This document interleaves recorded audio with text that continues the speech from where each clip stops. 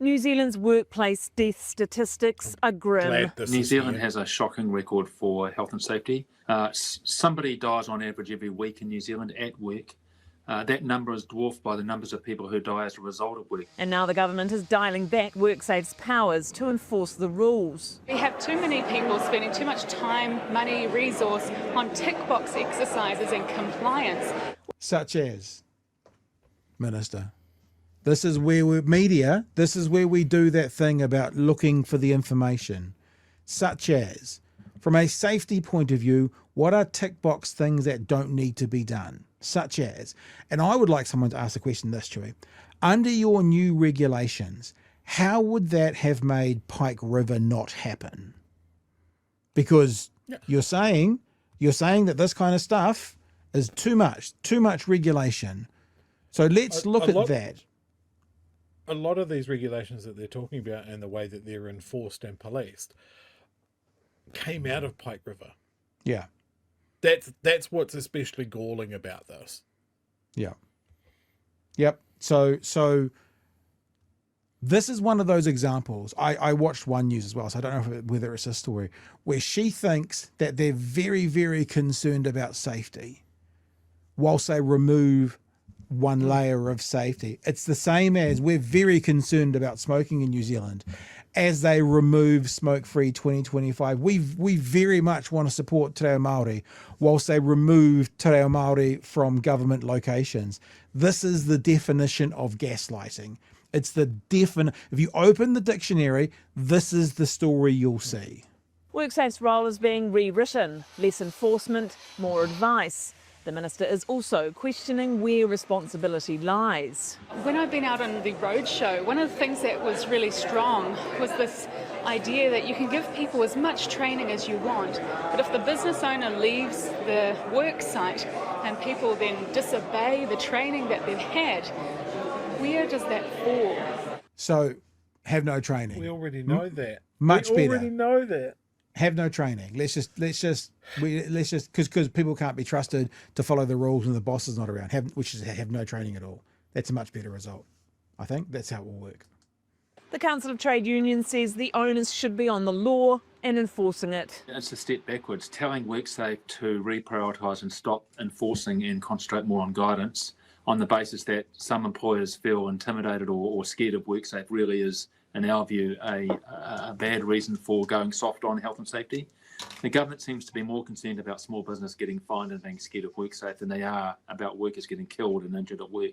Labor is sounding the same alarm. Yep. Going to work every day should not be a death sentence, and yet on average more than one person a week is dying at work in New Zealand.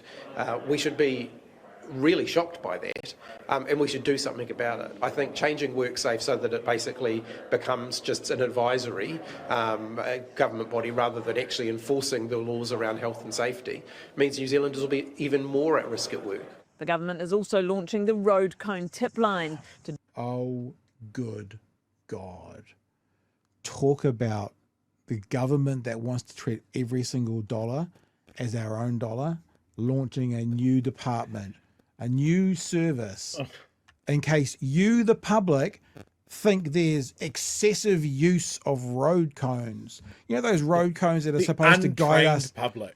Yeah, that are supposed to guide us away from like the people working on the road, you know, and keep them a bit safer. It's a bit of a visual thing to keep those people who are working on the road safe. If you think there's too many of them, you can dob them in now.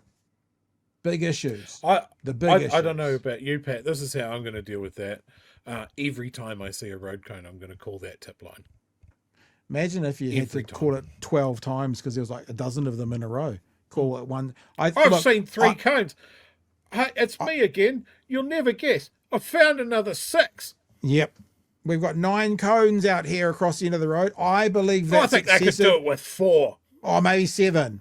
Can you please get someone to come and pick up those 2? What's the other thing? What are they going to do? They're going to then send someone out to remove the road cones. It's like, it's utterly bemusing. Dob in excessive use. We're also really concerned that the Minister seems obsessed with road cones as some kind of barrier to better health and safety. We think that's a very poor choice of diverting resources. When the government is saying that their highest priority when it comes to workplace safety is road cones, when we have an appalling workplace death record in this country, But Van Velden stands by the shake-up. Look, the whole reason I'm doing this is because I do actually want workers to be safe. There it is. There's the gaslight. I want bullshit. workers to be safe, so we're going to stop forcing businesses to keep their workers safe. We're going to start operating as an 0800 number and just advise from afar. And I want them to be safe. I just want to be very clear. I care about those people and their hivers. The hivers people. They're not normal people. They're people that wear hivers all the time. It means that we can see them because they're different. It's just nonsense. What about this is going to make those dudes' jobs safer? Yeah, exactly. Exactly what? Like her question that she mentioned earlier of like, oh, you can train these people, but then the boss isn't there directly looking at them and they do something wrong. You know, whose fault is that? It's very clear. The person that disobeyed the instructions that they've been given. That's there for the employer's safety as well. Because it's very clear. The tick boxing that they're talking about is, hey man, you know the piece of equipment that you're using is dangerous, right? And we've made sure that we've trained you how to use it safely, correct? Yes, tick the box. Right, I'm going to the other part of the job site. That guy then does something horrifically off the book with the piece of equipment and someone gets hurt. You've got the tick box that says, as the employer, we went through it and he knows that what he did was wrong. I'm off the hook. He's on it. These guys trying to look after businesses have put them more at risk of being sued or punished because there's now no clarity on whether they told him he could operate that equipment the way that he did. It's fucking stupid. It's so stupid. This is only for the benefits of the owners, never the workers.